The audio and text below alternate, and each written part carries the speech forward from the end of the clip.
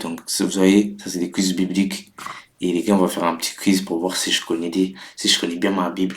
Ou je dois, et si je connais pas bien ma Bible, bah, ça voudra dire que je dois lire. Mais vous aussi, les gars, faites le quiz avec moi. Faites le quiz avec moi. Si vous avez une mauvaise réponse, c'est pas grave. C'est pas grave. Vous avez faux, vous lisez pas votre Bible. Vous lisez pas votre Bible, c'est ça. Moi, ça vous apprendra qu'il faut lire votre Bible. Bon, non, non, pas ça, cautionnaire. Alors, vous voyez tout? Jean 1. Vous voyez tout bien ou pas? Vous voyez bien? Parfait. Parfait, parfait. Si vous voyez bien, c'est parfait, c'est nickel. C'est incroyable. Sinon, commençons directement dans le bon. Alors, comment Jésus est-il appelé dans le prologue de l'évangile selon Jean? Le Messie, frère. Attends, ça c'est un piège. Le Sauveur. Allez, bouge. Je connais ma Bible. Ah oui, c'est vrai. Ah oui, c'est vrai, oui. C'est vrai, j'avais oublié. Ah oui, la parole était Dieu et la parole. Ah oui. Qui est envoyé pour rendre témoignage de la lumière? Jean-Baptiste, allez, bouge. Je connais ma Bible, les gars, je connais. Tellement le temps. Vas-y, bouge. Pourquoi Jésus est-il venu dans le monde selon Jean 1? Pour détruire les pécheurs, pour sauver ceux qui croient en lui, pour conquérir le monde, pour juger le monde. Le deuxième, pour sauver ceux qui croient en lui. Allez, bouge. Bouge. Quel animal Jean-Baptiste utilise-t-il pour désigner Jésus? L'agneau. Les gars, c'est Dieu, les gars. Là, c'est Dieu. Bref. Quel signe Jean-Baptiste a-t-il vu qu'il confirmait que Jésus était le Fils de Dieu? Il a vu une colonne descendre du ciel. Il a fermé son boum. Et oui, frère. Quel premier disciple mentionné à suivre Jésus? Pierre. Non, ça c'est un piège, hein. Je n'étais sûr que c'était un piège. Mais c'est qui André? Ah oui, je n'étais sûr que c'était un piège, ça. Je n'étais sûr que c'était un piège, c'est bon? Ok, Pierre, ça c'est facile. Quel nom Jésus a-t-il donné à Simon, le frère de André? So bon, Pierre. Allez, quel disciple Jésus a-t-il trouvé à appeler directement en disant suis-moi? C'est Jean, hein. Jean. Philippe. C'est qui Philippe? Oh, les gars, je me rends compte, en fait, il y a des trucs que je connais même pas. Il y avait Philippe aussi. Oh, mais ça date. Les gars, vous savez que je me rappelle quand j'étais petit. Je me rappelle quand j'étais petit, on faisait apprendre les noms des disciples. On disait, vas-y, il y avait Matthieu, il y avait Jean, il y avait Pierre, il y avait André, il y avait Philippe, il y avait Jacques. Maintenant, j'ai tout oublié, frère. J'ai oublié qu'il y avait Philippe. Je connais pas c'est qui.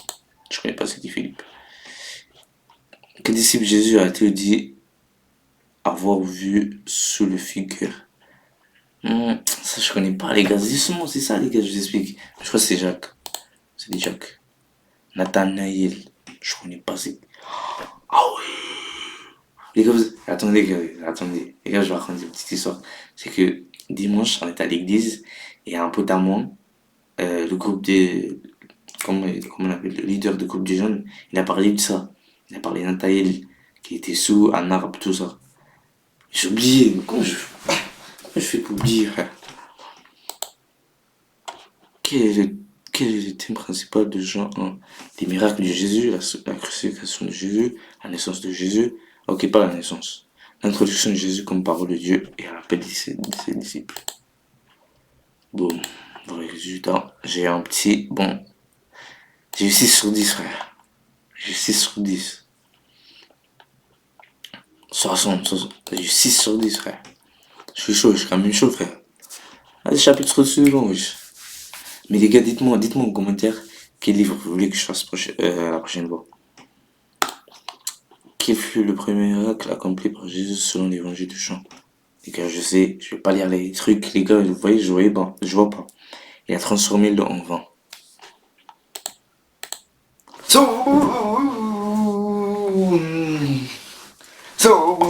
right? So, je crois que je vais faire 5 chapitres. Je crois que je vais faire 5. Je sais pas combien de chapitres je vais faire, mais je crois que je vais en faire 5. Où eut lieu le premier miracle de Jésus? à, à Canaan et Galilée. Ah les gars. Que demanda à Jésus d'aider lors du mariage? C'était la mère, c'était une femme en tout cas. C'est une femme, je sais. Je sais. Combien de jarres? Alors là, combien de jarres d'or a-t-il pu remplir avant de changer l'eau en vin? Il a dit, fais-moi-en, je pense que c'était 10. 10. Frère, 6, frère, 6, wesh. Oh, mais je dois lire ma Bible, hein. Je dois lire ma Bible, hein. Wesh. J'espère que vous voyez bien les questions. Oh non, vous voyez pas les questions depuis tout à l'heure? Oh les gars, je suis vraiment désolé, wesh. Je suis vraiment désolé, bref. Je suis comme ça. Là, c'est bon, vous voyez bien les questions? Ah ben, parfait, parfait, parfait. Je suis vraiment désolé, les gars. Quel fut... Ah, mais vous voyez pas depuis tout à l'heure? Ok, je suis foutu. C'est pas grave. C'est pas grave. Après, je me rends encore plus petit. Mais non, je mets là. Attends. Attendez. Boum. Je mets là. Comme ça, vous voyez bien. Allez, c'est parti. Quelle fut la réaction hein, de l'ordinateur du repas après avoir goûté le vin? Il dit que c'était de l'eau. Il la rejeta. Il le trouva amer. La sensation, il est trop amer. Amer. Mais vous savez que ça veut dire amer? Amer, je pense que ça veut dire c'est bien, genre. Il dit que là, c'était le meilleur vin. Allez, boum. Que fut Jésus dans le temple de Jérusalem selon ce chapitre? Il fut un miracle. Non. Il chassa les vendeurs. Oui, peut-être. Il offrit un sacrifice. Non, il enseigne. So, boum, ouais. Que fit Jésus pour chasser les marchands du temple? Il les a fouettés. Attends. Attends, il les a vraiment fouettés, ça? Il les a vraiment fouettés, wesh. Je sais pas. Je dis peut-être n'importe quoi. Si je dis n'importe quoi. Quelle prophétie Jésus a-t-il donnée concernant son corps? Il mourra une maladie. Il détruira le temple et le révélera en 3 jours. Les gars, les gars, les gars. Allez lire votre Bible. De quel temple Jésus parlait-il? Ah oui, ça je connais. Le temple de son corps. Alright. Et si vous saviez pas, les gars, c'était le temple de son corps, c'est le temple de son corps.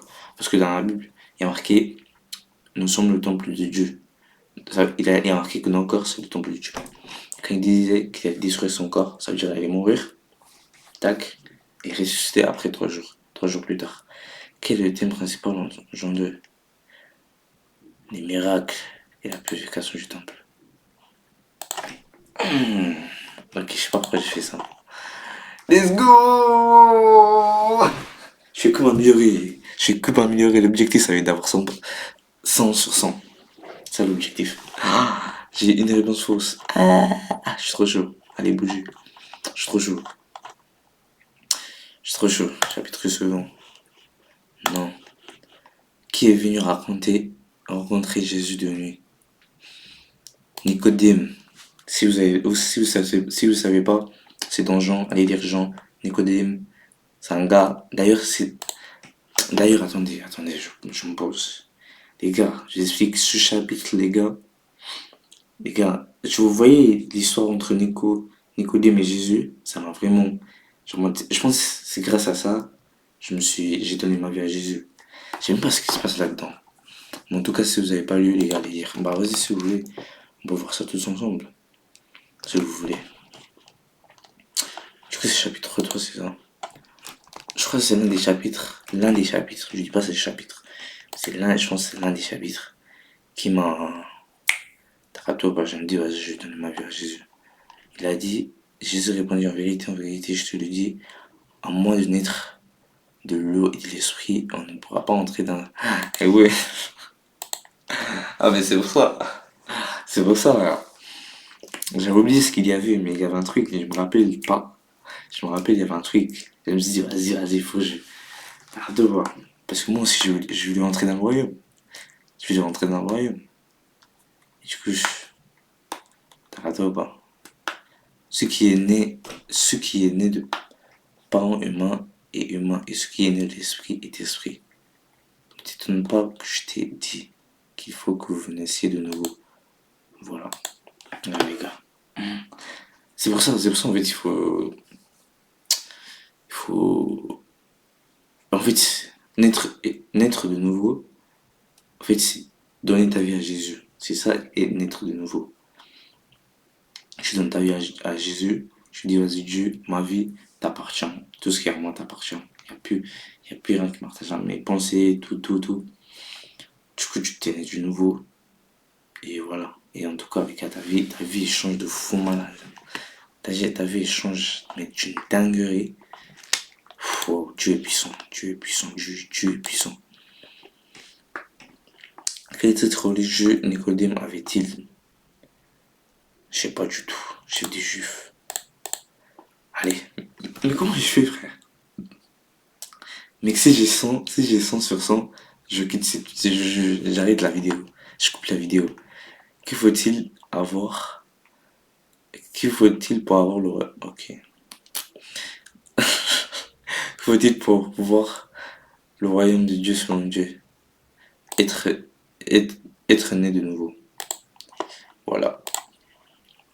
Voilà, c'est pour ça que j'ai donné ma vie à Jésus, frère. Moi, je voulais tout voir. Je voulais rentrer dans le royaume. Que signifie naître de nouveau selon Jésus? Être célèbre, naître de l'eau et de l'esprit, être âgé, être riche. Voilà, les gars, naître de l'eau et de l'esprit.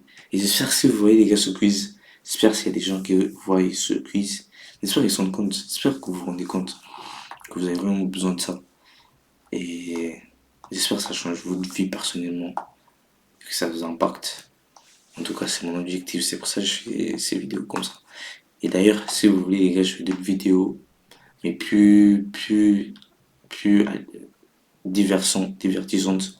Même si mes vidéos aussi sont divertissantes. D'ailleurs, si vous n'êtes pas abonné, abonnez-vous. Abonnez-vous, les gars, si vous n'êtes pas abonné.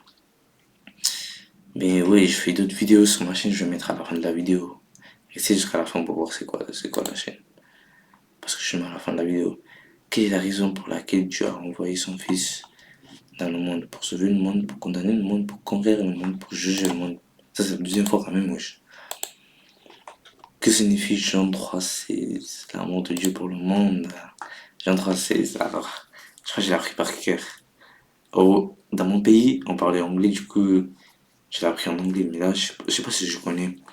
Je sais pas si je connais en français.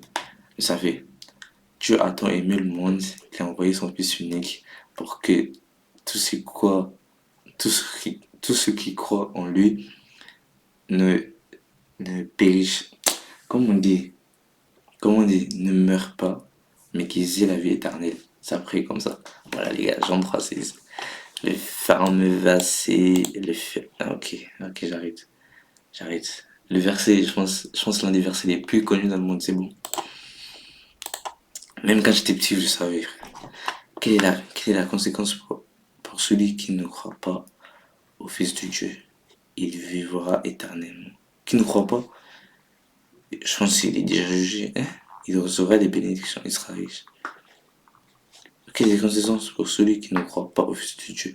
Les gars, déjà, cette question, c'est pas pour vous faire peur que vas-y, si je veux pas mourir, je veux pas mourir. Je veux pas mourir. Donc vas-y, je vais donner ma vie à Jésus. Dans tous les cas, on était tous comme ça au début. On était tous comme ça, on se disait, ouais, vas-y, pour ne pas mourir, vas-y, je vais donner ma vie à Jésus. Parce que je veux pas aller en enfer, t'as rappelé ou pas? Je veux pas aller en enfer, moi aussi. Et du coup, tu donnes ta vie à Jésus. Mais en fait, plus tu commences à rentrer dans ça, t'as donné ta vie à Jésus, tu te rends compte que, en fait, c'est l'amour de Dieu, en fait. T'as rappelé ou pas? Que, en fait, c'est Dieu, il nous a aimés, il nous a vraiment aimés, et qu'il est venu, il est mort pour nous. Il est mort pour nous, pour nous avoir sauvés. Et du coup, quand je commence à te rendre ça compte, quand je commence à te rendre compte, en fait, il y a un mec, il m'aime tellement, il est mort à ma place. T'as capté ou pas? Il est mort à ma place. C'est pour ça, Moi, en tout cas, moi, c'est pour ça, en fait. Justement, il faut. Quand tu commences à te rendre compte, enfin, ça vient comme ça. Petit à petit, parce qu'au début, c'est parce que je veux pas aller en enfer. C'est pour ça que je donne ta vie à Jésus. Mais après, petit à petit, je commence à te comprendre, en fait. Ok, ok, Dieu il a fait ça pour moi. Dieu il est là pour me protéger. Ok, Dieu veut pas que je sois. Dieu veut pas que je meure. Il veut pas que je galère dans la vie. Il veut pas. Bah vas-y. En plus, carrément, il me dit, vas-y, donne-moi ta vie. Donne-moi ta vie, je prends ta vie. Et t'inquiète, t'inquiète, mon fils. Ça va être incroyable. Ta vie, après, ça va être incroyable. En tout cas, vas-y, les gars, abonnez-vous pour les prochaines quiz. J'aurai 100 sur 100. Dites-moi en commentaire sur quel livre je dois faire la prochaine fois.